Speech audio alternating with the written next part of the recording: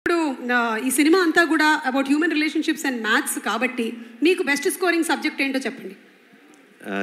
Special English. Special ఇంగ్లీషా? అంటే తెలుగు లేకపోతే special English ఉండేది కదా? అక్కడ ఏం రాసినా నడుస్తుంది కథలు రాయాలి. ఎక్కువ ఆన్సర్ షీట్స్ రాసామంటే ఏదో ఒక మార్కులు వేసేస్తారు అంతే. కథలు రాయడమే, అక్కడ కథలు రాయడమే, ఇక్కడ కథలు రాయడం. సరే, ఇక్కడ మాకు చిన్న కథ చెప్పండి. మీరు చిన్నప్పుడు విన్న చిన్న కథ ఏదైనా జస్ట్ 2-3 లైన్లో చెప్తే చాలు. ఎలాగో మాకు చిన్నప్పుడు సొంత కథలు వెళ్ళినామండి. మనం చూసిన సినిమా కథే టైటానిక్ రాసేవాడిని.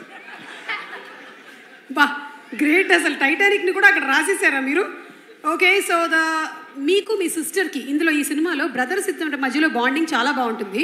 సో మీకు మీ సిస్టర్కి మధ్యలో ఉండేటువంటి ఆ బాండ్ లేదా incident, anything that you would recollect? I think సిబ్లింగ్స్కి ఎవరైనా సరే సిబ్లింగ్స్ అన్నాక బాగా కొట్టుకుంటారు. అది అలాగే బాండ్ గట్టిపడుతుంది. ఐ థింక్ వాళ్ళు మనకి ఎంత ఇంపార్టెంట్ అని మనకు తెలిసేది కొంచెం వాళ్ళు ఎక్కడికైనా వెళ్ళినప్పుడు, వాళ్ళని ఒక సంవత్సరం చూడనప్పుడు, కొంచెం దూరం అయినప్పుడు బేసిక్గా. సో నేను అంతే లైఫ్ అంతా బాగా కొట్టుకు తెచ్చాం. ఆ తర్వాత అది చదువుకోవడానికి యూఎస్ వెళ్ళినప్పుడు సడన్గా ప్రేమలో అసలు సిబ్లింగ్ అంటే ఏంటి, తను మిస్ అవుతున్నానని, సో అవన్నీ స్టార్ట్ అయ్యింది. సూపర్.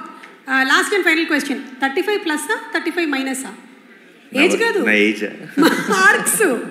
మార్క్సా? ఒక్కసారి కూడా 35 దాటలేదు.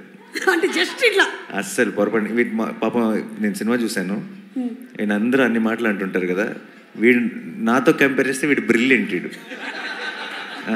పొరపాటును కూడా వాడు కనీసం 1 ముందు 0 పెట్టాలా, 1 తర్వాత 0 పెట్టాలా అని డౌట్ ఉంది.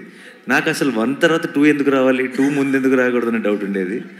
సో ఒక రకంగా చెప్పాలంటే నేను సినిమా చూస్తున్నంతసేపు వీడితో తెగ రిలేట్ అయిపోయి ఇదేదో నా బయోపిక్ తీస్తారన్నట్టు ఫీల్ అయ్యాను. Super super. ఫండమెంటల్స్ని క్వశ్చన్ చేస్తున్నారు చాణక్య గారు, మీరు ఎలా ఫీల్ అవుతున్నారు?